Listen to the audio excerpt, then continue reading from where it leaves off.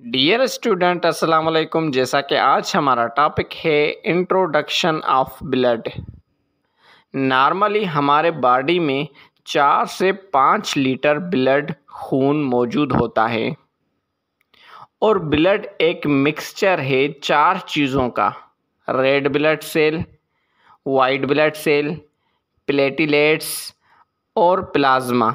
जब ये 4 चीज़ें आपस में मिक्स होती हैं तो ब्लड बनती है।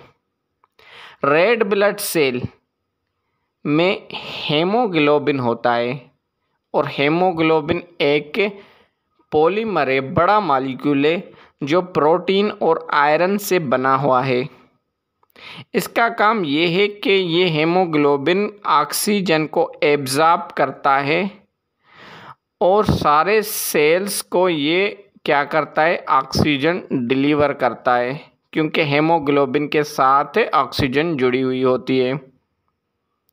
It gives up its oxygen to the cells for respiration. Cell को जब ये ऑक्सीजन देता है हेमोग्लोबिन, तो सेल क्या करते हैं, ऑक्सीजन को यूज़ करके रेस्पिरेशन करते हैं। उसके बाद वाइट ब्लड सेल, जिनको army of body, soldiers of body कहा जाता है, ये वाइट ब्लड सेल जो हार्मफुल बैक्टीरिया होते हैं, ख़तरनाक बैक्टीरिया होते हैं जो बॉडी में इंटर होने की कोशिश करते हैं, उनसे ये क्या करता है, फाइट करता है, उनको अंदर आने नहीं देता वाइट ब्लड सेल। प्लेटलेट्स का काम है कि वो clotting the blood, means blood को जमाती है।